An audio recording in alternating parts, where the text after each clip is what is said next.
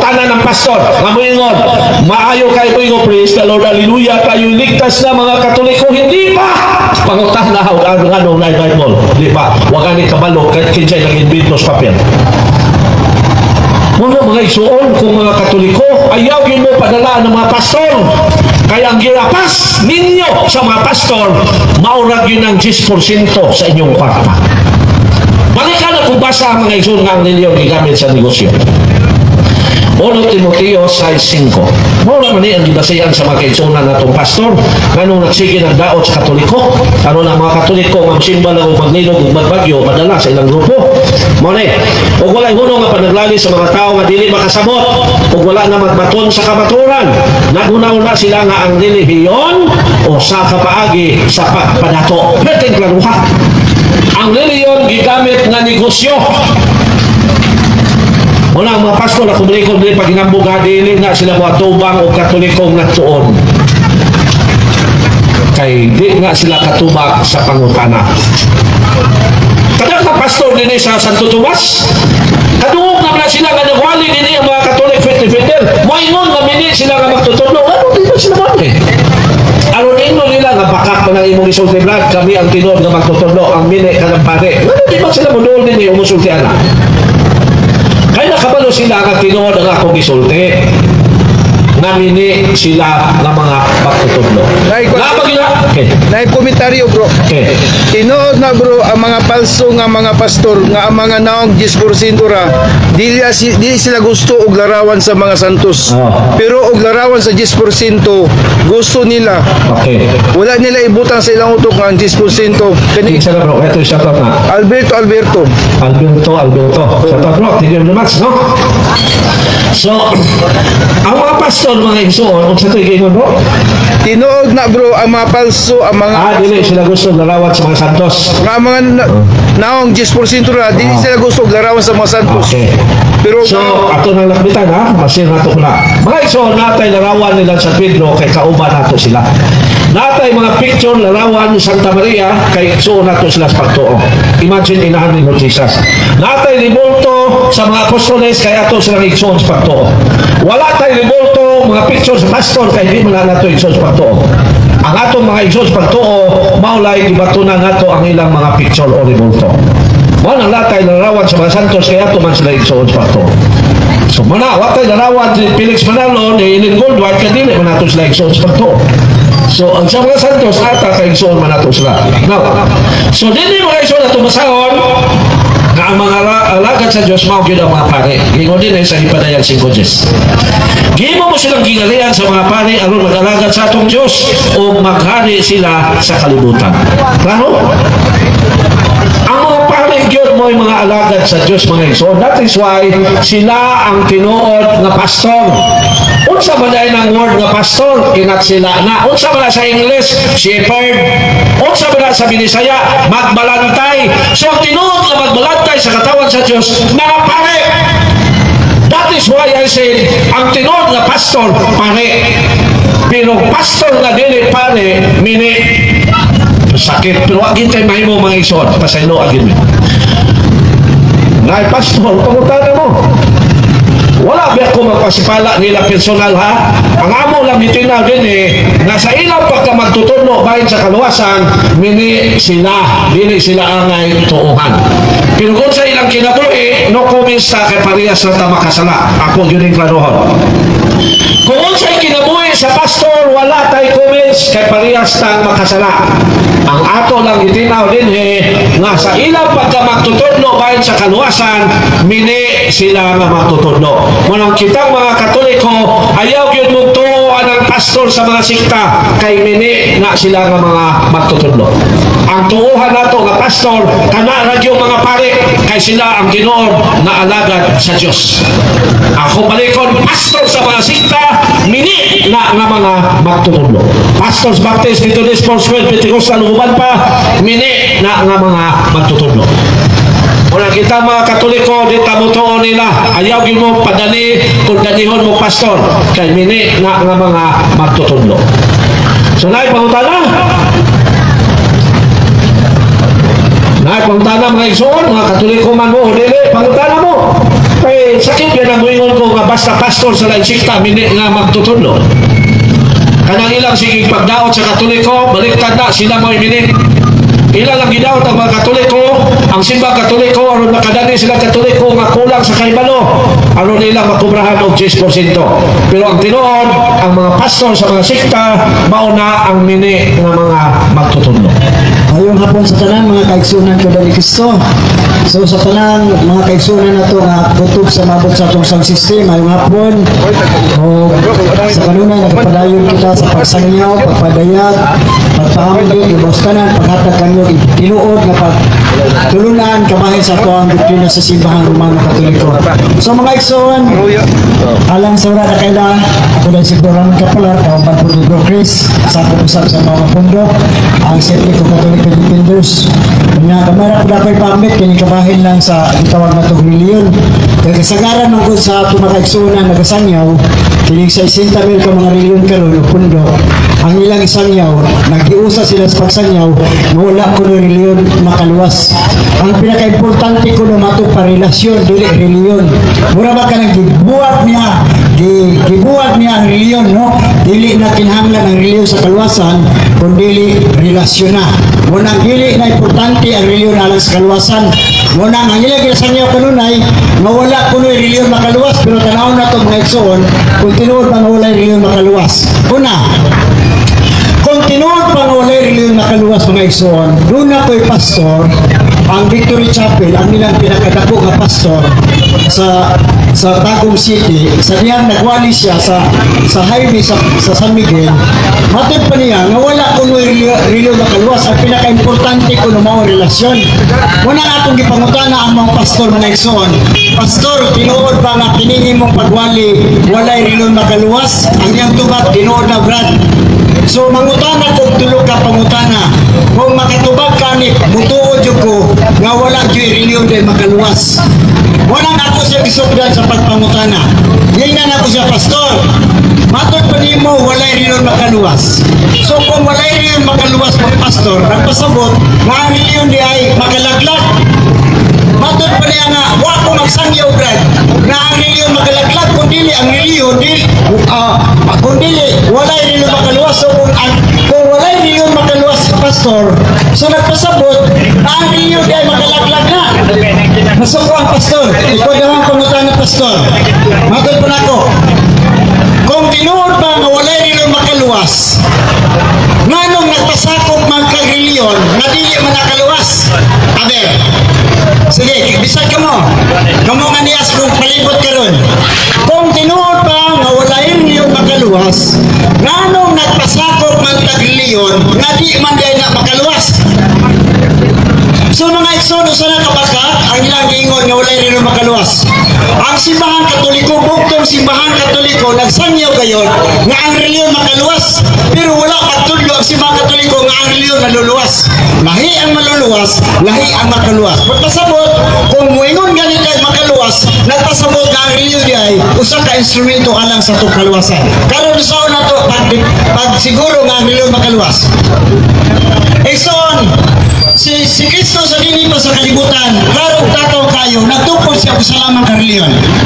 Kung sa reliyon na, matod pa sa San Mateo Kapitulo 16, versikulo 18, nagingon din eh. Busa sultihan ikaw si Pedro Gabaw ni matutukuron ko ang atong iglesia, o bisan gani ang kamatayon, dili makabuntog niini. So doon na iglesia, nagituko ni Kristo. Pila ka iglesia ang gituko ni Kristo, isa lamang. Kay ninyo si Kristo, tukuron ko ang akong iglesia. Karon ang pangutana, hindi iglesia ba, matawag ba nagreliyon? Ang tubag, matawag. Ang iglesia matawag na reliyon, no? Bitang mutana ang taon sa may imong reliyon brad, nagpunting na o imong pundok, imong ipasukupan kung may ngunta sa imong reliyon. Karon, kung tinuod pa nga di na kinahanglan ang reliyon sa atong kaluwasan, kaya kinahanglan lang ang relasyon, ang pangutana. Matod pa sa San Mateo Kapitulo 16, versikulo 18, si Kristo nagtukod ng iglesia, o kining iglesia ang igitukod ni Kristo, gitawag na reliyon. O kining mong iglesia, nagituko ni Kristo mga igsoon, matod pa ni San Pablo, Colosas Kapitulo 1, versikulo 18, ningon si San Pablo, si Kristo mao ang ulo sa simbahan kung iglesia nga mao ang iyang lawas. Karon, kay si Kristo man di ay mo'y ulo sa iglesia nga mao ang iyang lawas, ang Kristo di ang mga igsoon. Unsa man di ay ang relasyon sa ulog sa lawas? Doon na ba relasyon ang ulog lawas?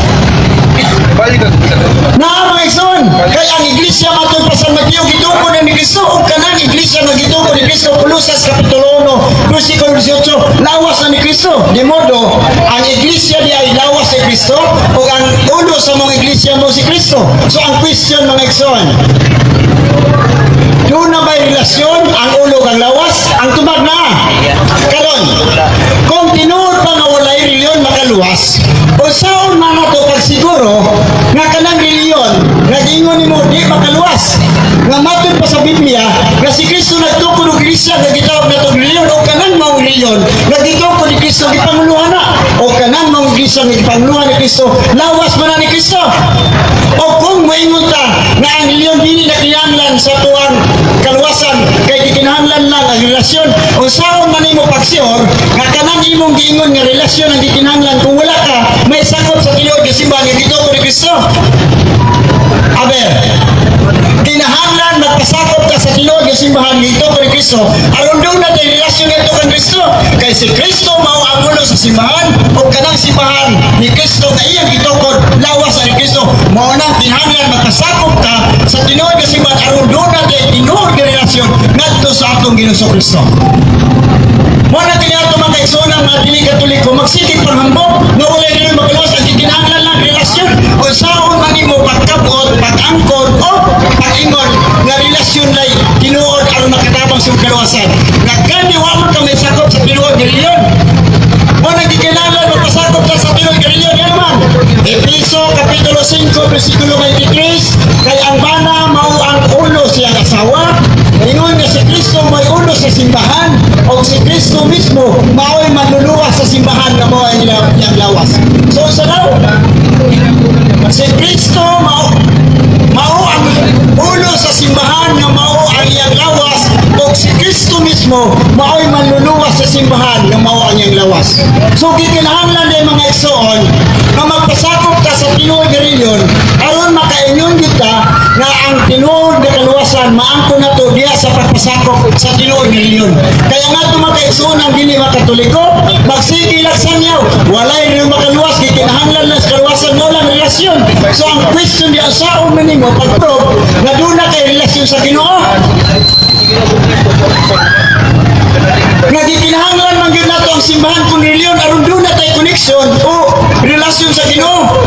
Igsoon ang pulong reliyon di ka na sa pulong nga laki o great nga pinulungan nga nagpasabot ng religare nga nagkahulugan na siya tubay o pagbukos, pagigot, pagiusan nato diya sa Kristo. Unsay kahulugan sa pulong reliyon ang pagiusan nato diya kang Kristo, paghigot nato diya kang Kristo. Unsaon nato paghiusan diya kang Kristo? Di kinahanglan gyud ang reliyon. Nga naman kay diha sa reliyon natud pa sa Galacia kapitulo 3 versikulo 27, gibunyagan kamo aron mahiusa kamo diya kang Kristo. So diha sa bunyag hayusa kita diya ni Kristo o kinsa may mubunyag nato di ba ang reliyon? O diha niya ng bunyag nga hayusa kita diya ni Kristo. Kung hayusa kita diya ni Kristo nagsugod ka paghiusa kang Kristo diha mismo sa simbahan nga nagbunyag kanimo. Nga naman kay ang simbahan lawas sa ni Kristo. Mo na may son ayaw mo to kanang moingon nga walay reliyon makaluwas igsoon sultihan ko kamo gihimo nilang pagsangyaw pagtudlo niyo pagka nga walay rin makaluwas aron ang tao dili na mangita sa tinuod nga reliyon aron ang ilang masangyawan mutuo nila nga ay dinamrit tinuod nga reliyon di na kinahanglan reliyon alang sa itong kalawasan. Di na importante reliyon alang sa itong kaluwasan. Igsoon, ang reliyon pinaka-importante alang sa atong kaluwasan. Nga naman, tungod kay diha sa reliyon, matod pa sa Episo Kapitulo 5, versikulo 23, kay si Kristo mao ang ulo sa iglesia. Nga mao ang iyang lawas, o si Kristo mismo mao ang manluluwas sa iglesia nga mao ang iyang lawas. So klaro mga igsoon, importante kayo na magpasakop ng reliyon. O nga naman, kay mismo kanya mga apostolis sa pasakop ng reliyon. Asa mabasa? O no Timoteo Kapitulo 3, versikulo 16, matod pa San Pablo, walay makatugkad sa kadako sa atong reliyon. So ang mga apostolis yan nagpasakop ng reliyon. Kay ingon San Pablo, atong reliyon. Nganong nagpasakop man ang mga apostolis o reliyon? Tungod kay sa Old Testament pa lang, sila Kapitulo 41, versikulo 8, kung sa gingon sa Ginoo, kamo sinutan kamo nga mga tao nga walay reliyon o may biya sa kamaturan. So kadtong mga tao nga walay reliyon, kung sa gingon sa Ginoo, sinutan kamo kung pasabot mga igsoon. Alang yato mga tao nga walay reliyon, dunay silot kagiandam sa Dios kanila. Mo nang di kinahanglan magpasakop ka sa usa lamang ka reliyon. Unsang reliyon na kanang reliyon o simbahan nga tinukod kayo di Kristo. Ayaw ng reliyon o simbahan nga gitukod lamang og mga yanong tao nga sama nato. Igsoon, wala na kinahanglan na ang reliyon alang sa kaluwasan. Di man yung mga igsoon, nagsukod kita sa atong relasyon sa Dios diha sa simbahan o reliyon nga gitukod ni Kristo. Kaya kung tinuod pa na walay labot ang reliyon alang sa atong kaluwasan, ang pangutana, ngano nagtukod man si Kristo reliyon nga wa man din labot sa atong kaluwasan o walay kapuslanan alang sa atong kaluwasan. Mo na pangutana, kung dunay mga pastor o pastora mga igsoon o pinsan ng mga tao nga niingon nga walay reliyon makaluwas, pangutana, kung tinuod nga walay reliyon makaluwas, ngano nagpasakop pag reliyon nga di mga makaluwas? Pangutana, o kinsa man ang mga rekwanyara kanang sayo sanyaw wala rilon makaluwas. Sige, sanyaw diri, mas maayo na mo sanyaw nga nami aron nato pangutanon kung tinuod ba nga wala rilon makaluwas, no? Sige ko no, wala mga igsoon, ayaw mo tuwan ang mingon nga wala rilon makaluwas. Gani nasayon pa mga igsoon sa 60,000 ka mga rilon na karon, kung tinuod pa nga di na makaluwas, kano ikabat ba sa 60,000? Nganong nikapat ay sa 60,000 ron? Kung tinuod pa nga wala rin makaluwas, doon ay rin makaluwas mga igsoon. Bakat lang ngayon sila nga wala rin makaluwas na ay rin. O sa reliyon na kanang reliyon na gitukod sa itong Jesucristo, San Mateo 16:18. Busa sultihan ikaw si Pedro, ibabaw nining matutukonon ko ang akong reliyon o simbahan. Magpasabot, doon ay reliyon o simbahan nga makaluwas na to. Unsang simbahan na? Kanang 60,000, no? Walay isa ni anang 60,000 ka mga reliyon karon nga makaluwas mo. O sa reliyon ka reliyon, ang gitukod ni Kristo. Busa igsoon, pangitaan ng tinuod nga reliyon nga makaluwas ka na to. Unsa nang reliyon na brad, walay lain kanang simbahang Romano Katoliko. Maura din ang reliyon na ang makahatag ka na to kaluwasan. Nga naman, kay matod pa sa Episo Kapitulo 5, versikulo 23, susmula ka pagbasa, kay ang bana mo ang ulo sa asawa, ingon nga si Kristo mo ang ulo sa iglesia kung simbahan, o si Kristo mismo mo ay manunua sa simbahan nga mao ang iyang lawas. Si kinsa may manunua sa iyang simbahan, walay lain si Kristo. Apil ba waso ni Kristo ang simbahan nga sa 60,000, walay labot nga naman kay usaraman ka simbahan ang gitukod sa tuwa Kristo. Mao na nga kinahanglan magpasakop ka sa usa lamang ka simbahan, o kanang simbahan nga atong pasakupan mao na maghatag na giya alang sa atong kaluwasan mga igsoon. Mo na mayon ko nga dunay reliyon makaluwas, kay ang reliyon dili manluluwas kun dili instrumento na sa atong kaluwasan. Kay kung wala pa reliyon mga igsoon, kung wala pa simbahan nga gitukod ni Kristo, unsaon na to pagkaluwas niya na nga Episo 5:23, klaro kayo mga igsoon nga si Kristo mao ang ulo sa simbahan, o si Kristo mismo may manluluwas sa simbahan iyang lawas. Klaro kayo na mga igsoon. Mo na nga kita mga Katoliko, bantay ta mga igsoon. Ayaw ginuktuan ng mga pastor o pastora, labi ng mga born again o mga born again. Luwas na mga mo, dali, sangyaw dali. Kaya itong pangutanon, kung tinuod pang laluwas na mo. Daghan kayo mga dili Katoliko mga nastong palibot ron, no? Sige, gawasan mo dire. Alin na mo dire, sanyaw mo kay tagaan mo higayon, yung tagaan mo kanang oras aron nga makatudlo mo, makasangyaw mo sa iyong pagtulunan. Pero kinahanglan mangutana gid mo. Pero kung dili ka masangyaw, pwede kang mangutana na mo. Kay kami ang lami kanunay sa pagtubag, ngatong nga tao nabot pasayod sa kamaturan. Mao nang ingon ni San Pedro mga igsoon. Nga kinahanglan andam kamo kanunay sa pagtubag ni bisan kinsa nga tao nabot masayod o buot masayod sa kamaturan. So kinahanglan andam ta kanunay mo Katoliko mga igsoon. No, harap-harap gyud nga musangyaw din sa tubangan.